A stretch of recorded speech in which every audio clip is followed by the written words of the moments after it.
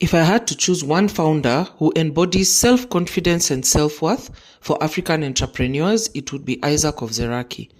Isaac and I connected when I was raising my pre-seed round for ZD.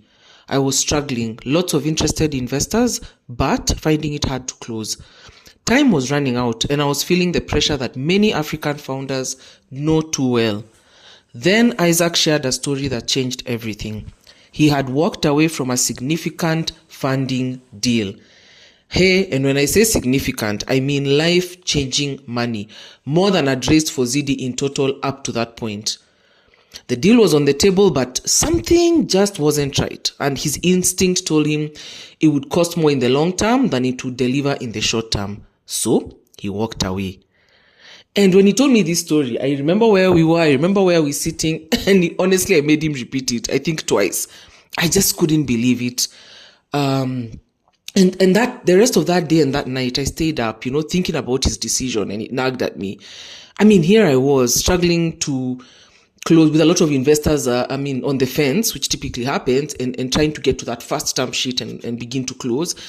And Isaac had the courage to say no to such a massive opportunity because it just didn't align. It didn't align with his vision. It didn't align with the value that he felt, was what he was building. And he knew that the short-term benefit would not be worth the long-term costs. And so that moment taught me something critical, that as a founder, as an entrepreneur, you need to remember that your business is always yours. Everything starts with you. The buck starts and stops with you. You have to take ownership, good or bad, right or wrong. If you're not 100% convicted in some of your decisions, you're still the one to decide. And bad deals will haunt you. Signing a bad deal, especially when your heart isn't in it, eventually catches up with your motivation and vision as a founder. Later, when I was drowning again in stakeholder meetings, so I closed the pre-seed round, yay, but the next, I think, key challenge I faced was just figuring out that balance, with managing my stakeholders. And I was drowning in stakeholder meetings, reporting, and just a lot of governance structures that felt way too heavy for an early stage startup at that stage. And I just remember one of the days when I was really on the edge, I was so frustrated, I called Isaac. And, I was basically spending more time managing stakeholders than serving customers and building my business, which shouldn't be the case, right? And Isaac's response was simple and unforgettable and still inspires me to this day. He asked me, "You're a tiger. Why are you accepting to be a cat?" People love cats and they probably thought they got a cat. When they began to engage with you or when they supported you, or when they funded you, whatever happened. But you're not a cat, you're a tiger.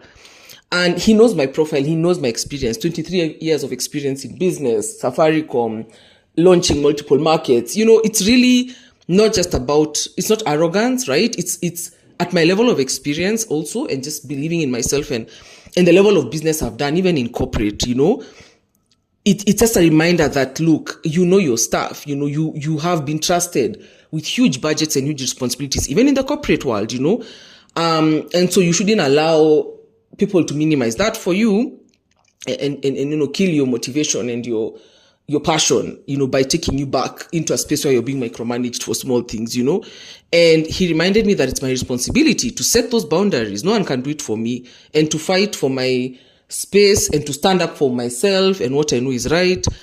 And if you allow yourself to be controlled, meek, and pushed around, even though intentions are always good, it's always good intentions, by the way. People mean well, because stakeholders are typically usually trying to de-risk, they are worried, right? But if you allow yourself to be controlled, then that's what will happen. You lose your way. Tigers don't get micromanaged, cats do. Fundraising in our market is so tough. Capital is scarce.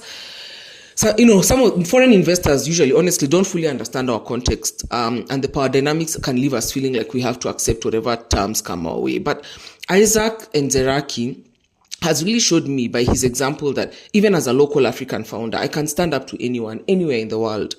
And I can walk away from bad deals if I want to. I can set boundaries. I can believe in the value of what I'm building. I can ask questions. I can challenge. I can push. I can stand up for the vision of what I'm building. And so, Isaac, thank you for being my safe space, for all our therapy sessions over coffee, for reminding who I am when I needed it the most. And to all the founders out there navigating tough fundraising journeys, know your worth. If you're a tiger, be a tiger, don't be a cat.